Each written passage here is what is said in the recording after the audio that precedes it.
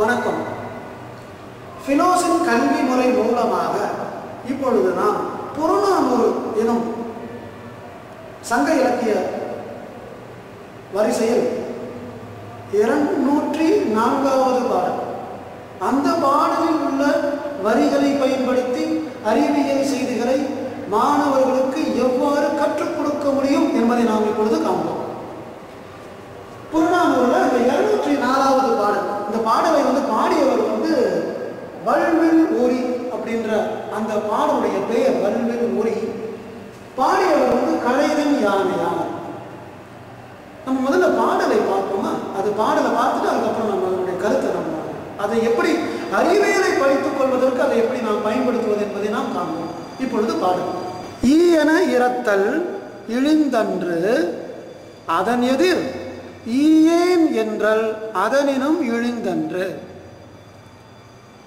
கொள் என கொடுத்தல் உயர்ந்தன்று அதன் எதிர் கொல்லேன் என்றல் அதனினும் உயர்ந்தன்று. மறுபடியும் பார்க்கலாம். ஈ என இரத்தல் இழிந்தன்று அதன் எதிர் ஈயேன் என்றல் அதனினும் இழிந்தன்று. கொள் என கொடுத்தல் உயர்ந்தன்று அதன் எதிர் கொல்லேன் என்றல் அதனினும் உயர்ந்தன்று. 204வது பாடலில் உள்ள முதல் வைத்து என்ன நம்ம கற்றுக்கொள்ள முடியும்? இந்த பாடலின் ஆசிரியர் மனிதர்களுடைய அந்த பிஹேவியர்னு சொல்லுவாங்க இல்லையா, அவங்க எப்படி நடந்து கொள்கிறார்கள் ஒரு பொருள் பற்றி.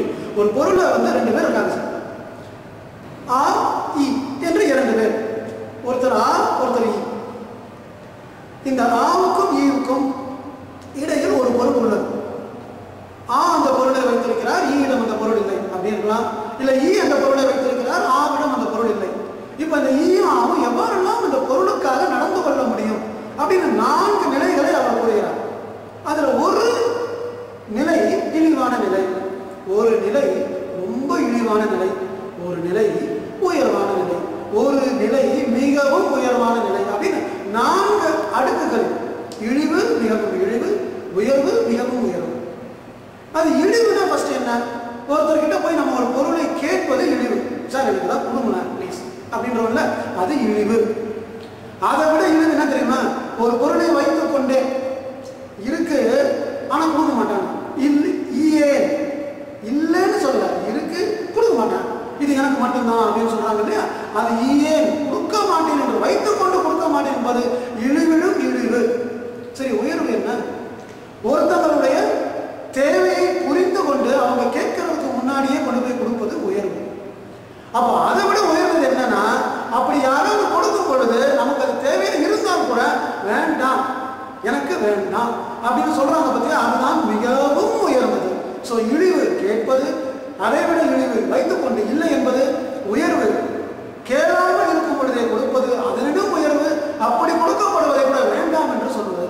இப்படி இந்த மனிதர்களுடைய human behaviour related to others belongings, 2 மனிதர்களுடைய பொருட்களை எவ்வாறு அந்த 2 மனிதர்களும் பரிமாறிக்கொள்ள வேண்டும், எவ்வாறு அந்த பொருளை அவர்கள் எதிர்கொள்ள வேண்டும் என்பதை 2000 வருடங்களுக்கு முன்பு, அதுதான் விஷயம்.